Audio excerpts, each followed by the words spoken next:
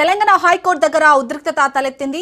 రైతులకు 5% రిజర్వేషన్ కల్పించాలని న్యాయవాది శ్రీనివాసరెడ్డి డిమాండ్ చేశారు.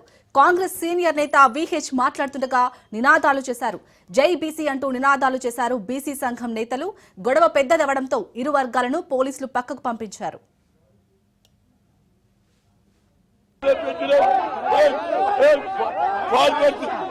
మున్నూరు కాపులలో ఫార్మర్స్ ఉన్నారు, గౌండ్లలో దాటుతున్నారు,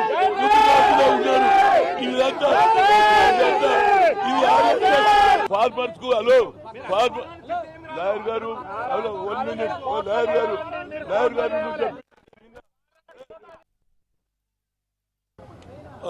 జూమ్ యాప్ లో మాట్లాడాడు మా లాయర్ అభిషేక్ సింఘ్వి గారు.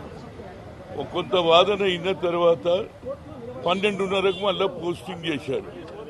దీనికి అందరూ కూడా లాయర్లు, majority of the weaker section లాయర్లు అందరూ కూడా న్యాయం జరుగుతుంది, మేము తప్పనిసరిగా కొట్లాడతాము. ఎందుకంటే గతంలో అగ్ర కులాలకు 10% మీరు ఇచ్చిండ్రు, ఏది ఆర్టికల్ ను చేంజ్ చేసి 103లో మీరు ఇచ్చిండ్రు. మేమేమనలే, అప్పుడు మేము ఒక్క కేసు వేయలే, మీకు వ్యతిరేకంగా చేయలే. ఇవాళ కొందరు అగ్ర కులాల వారు మాది వేయడం అది ఎంతవరకు న్యాయం? స్వాతంత్రం వచ్చి 78 ఏళ్ళు అవుతున్నది, ఇంకా మమ్మల్ని అనగదొక్కాలంటే ఇది న్యాయం కాదు.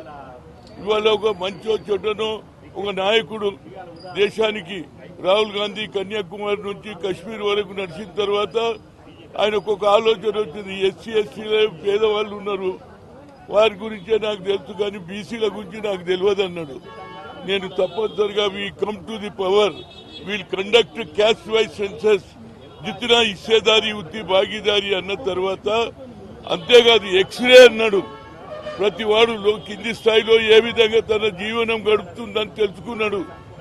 అదే ఆలోచనతో ఇవాళ రేవంత్ రెడ్డి గారు మరి 10 జిల్లాలు తిరిగిన తర్వాత కామారెడ్డిలో సిద్దరామయ్య ముఖ్యమంత్రి సమక్షంలో 42% అనౌన్స్ చేశారు.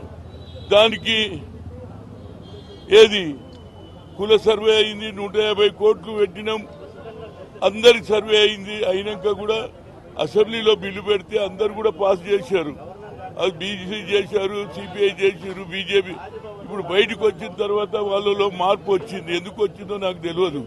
నేను అనేది ఏంటంటే, సమాజంలో హైయెస్ట్ ఎవరు గెలిచినా బీసీ, ఎస్సీ, ఎస్టీ ఓట్లతో, మైనార్టీ ఓట్లతోనే గెలుస్తాడు, వాళ్ళ సంఖ్య ఎత్తున్నది. కనుక ఇవాళ ఒక వాతావరణం ఏర్పడింది. ఆ వాతావరణాన్ని చెడగొట్టొద్దని నేను కోరుతున్నా. ఎందుకంటే జ్యుడిషియరీ నేను ఏది లా చదవలేదు, కానీ ప్రజల ఆవేదన వాళ్ళు తెలుసుకొని ప్రజా పద్ధతిలో బడుగు బలహీన వర్గాలకు కూడా న్యాయం చేయాలని జ్యుడిషియరీ కోరుతున్నా. అదే సుప్రీంకోర్టు పోతే వాళ్ళు అన్నారు ఇక్కడ న్యాయం జరుగుతుంది, మీరు ఎందుకు వచ్చిందని అన్నారు. కాబట్టి మా లాయర్లు కూడా చాలా మంది, ఇప్పుడే నేను అడ్వకేట్ ఏదైతే గెలిచినటువంటి అసోసియేషన్ వాళ్ళందరూ కూడా సంతోషపడుతున్నారు. ఇన్ని రోజుల తర్వాత మాకు న్యాయం జరుగుతుంది. వాళ్ళు ఇంకోటి కూడా అన్నారు, జ్యుడిషియరీలో కూడా మాకు అన్యాయం జరుగుతున్నది. ఎంతసేపటికి అగ్ర కులాలు అయితే మేము ఎక్కడ పోవాలి అంటున్నారు. ప్రజల్లో మేము ఉన్నాం, మా సంఖ్య ఎక్కున్నది, మాకు కూడా న్యాయం కావాలంటున్నారు. అది కూడా రాహుల్ గాంధీ కూడా అన్నారు, 90% పీపుల్కి అన్యాయం జరుగుతుంది, జ్యుడిషియరీలో కూడా అన్యాయం జరుగుతుంది, ఉద్యోగాలలో కూడా అన్యాయం జరుగుతుంది. కాబట్టి తెలంగాణలో రేవంత్ రెడ్డి చేసిన ఈ మంచి పనికి తప్పనిసరిగా దాంతోపాటు పొన్నం ప్రభాకర్, మహేష్ కుమార్ గౌడ్ అందరం, నేనైతే ఓబీసీ ఎంపీస్ కన్వీనర్ గా గతంలో కొట్లాడినా. ఐఐటి, ఐఐఎంలో రిజర్వేషన్ లేదన్నారు, ఆల్ ఇండియా ఇన్స్టిట్యూట్. కానీ ఆనాడు సుప్రీంకోర్టు కొట్టేస్తే వేరే ఆల్టర్నేట్ లేదు. సోనియా గాంధీ దగ్గర పోయినా, madam we are coming from the local area, local language, Telugu, Malayalam, Kannada, Oriya చదువుతాం, కానీ talent is not anybody's property. My petition is for farmers within BCs only. మీరు అది అడుగుతలేరు. ఫార్మర్స్ కు హలో లాయర్ గారు హలో 1 minute లాయర్ గారు నువ్వు చెప్పింది నేను విన్నా. హలో